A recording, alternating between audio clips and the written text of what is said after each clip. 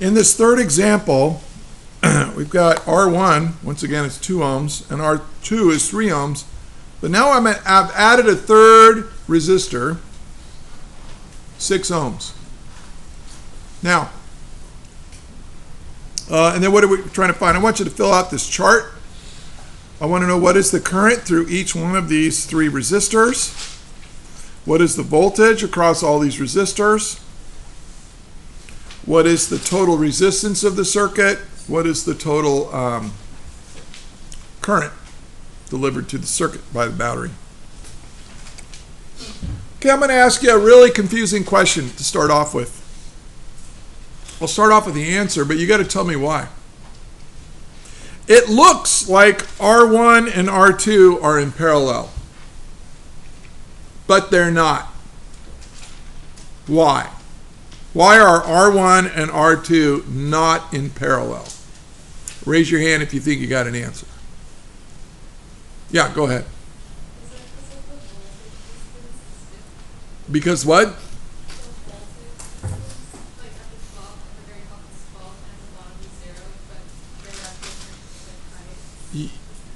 Yeah, that's right. And I'm sure you couldn't hear what she said. But no, you're exactly right. That's really good. I want you to look at, oh my God, somebody's calling me. Sorry, I can't talk right now. All right.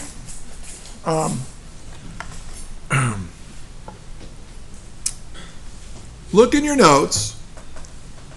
What defines resistors in parallel? Resistors in parallel have the same what? Voltage drop. Now you might say, okay, so this is a 12 volt voltage drop, but look at this one. If you go from here to here and then here to here, no, it's going to have less than 12 volts. R2 has less than 12 volts because it's got to share that voltage with R3.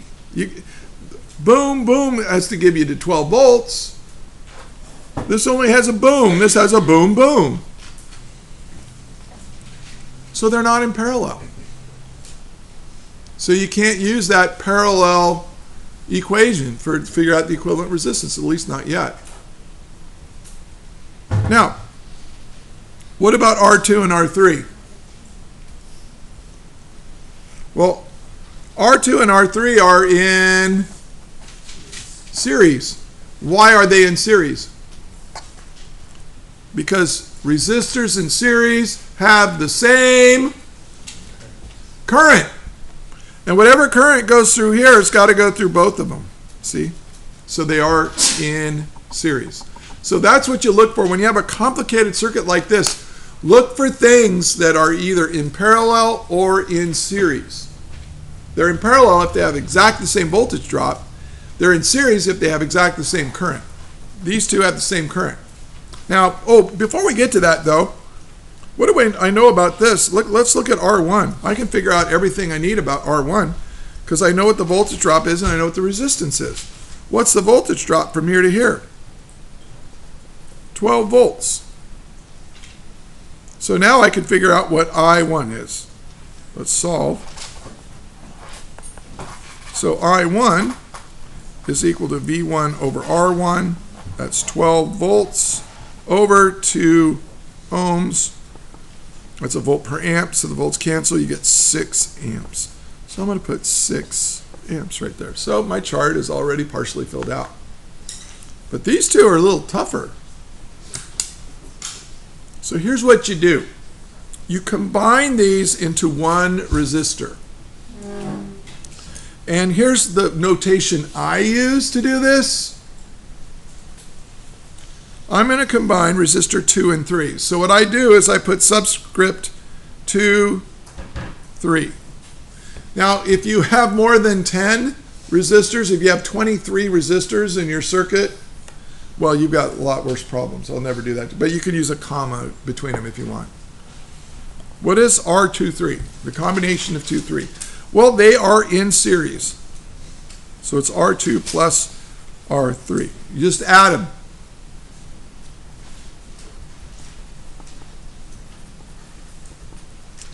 9 ohms. You all agree with that? Now watch what I do here. I actually do take the time to redraw the circuit so things are a little bit easier for me to understand.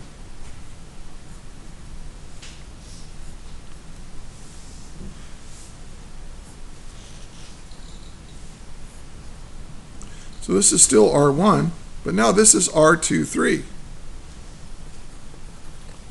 So it's like I took these two, squished them together into one resistor. It's a 9 ohm resistor. Does that make sense to everybody?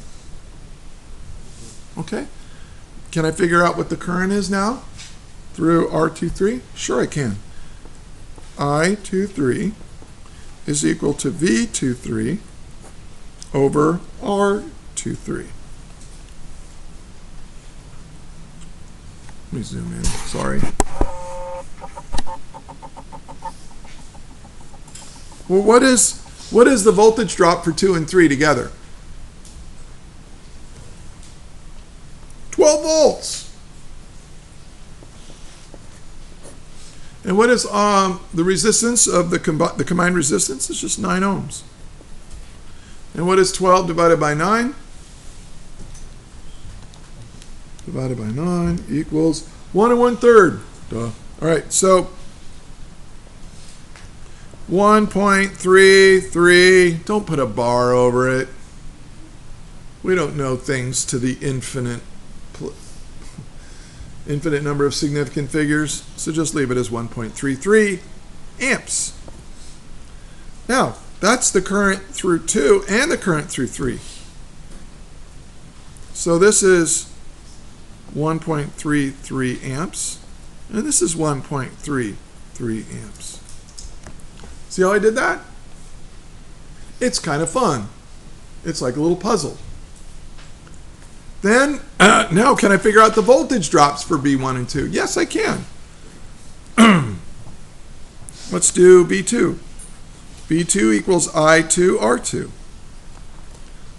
Well, I2 is 1.33 amps, and R2 is given to be 3 ohms. So what is 1.33333 times 3? Oh, that's 4. 4 volts.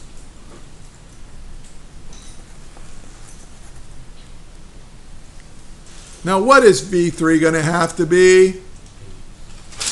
It's going to have to be 8.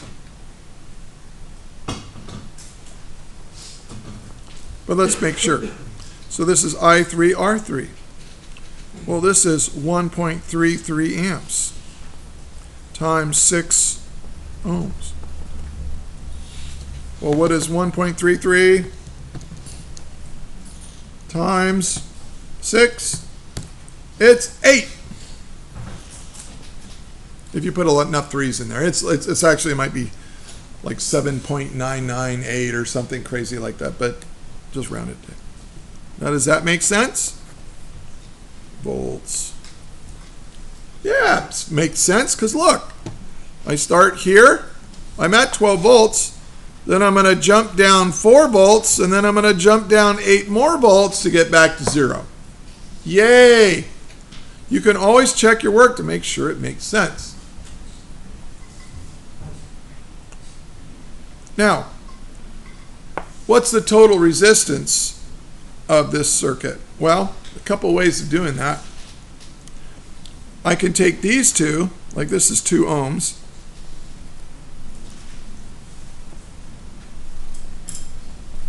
So these are in, well, look at this one.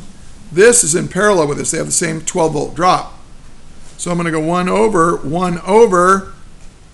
2 ohms plus 1 over 9 ohms.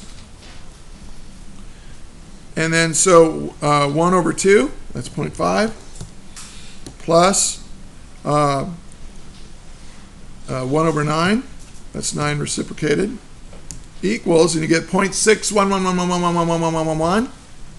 But what do you have to do to your answer? Got to reciprocate your answer to get that. So I'm going to hit the reciprocal button again, and you get 1.64. ohms equals the total resistance. Now, how do I get the total current? A couple ways, and I'm going to do it in both ways. The total current, using Ohm's law, is equal to the total voltage divided by the total resistance. So the total voltage is 12 volts. The total resistance, I just calculated, is being 1.64 ohms.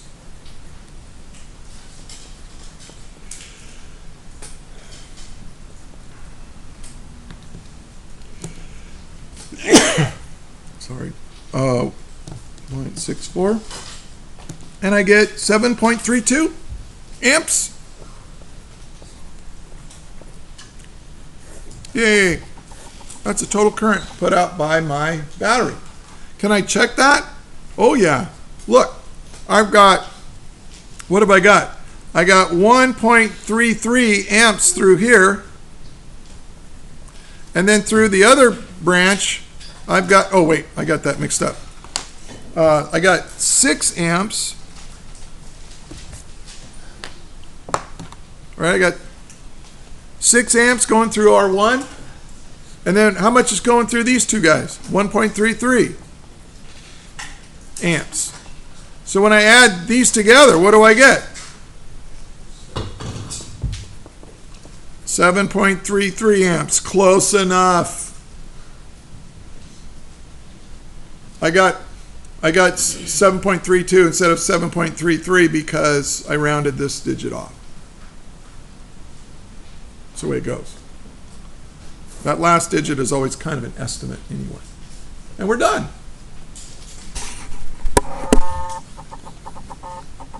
So the big picture is, if you get a complicated circuit like this, make a little chart and then use all the little things. Oh, look for things in series.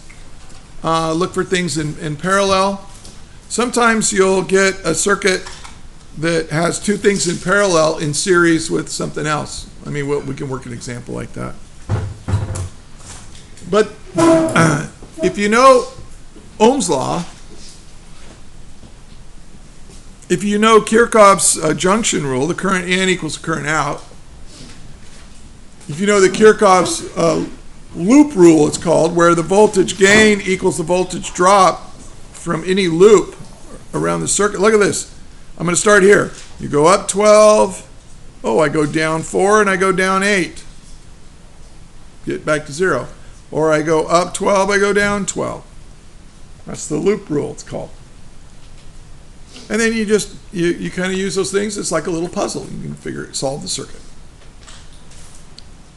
Any questions? That is all. They're too sleepy right now.